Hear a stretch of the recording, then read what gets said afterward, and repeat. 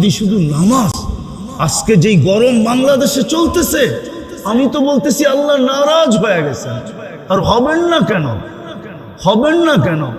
70% মানুষ তো রমজানে নামাজ পড়ে না। পড়ছে?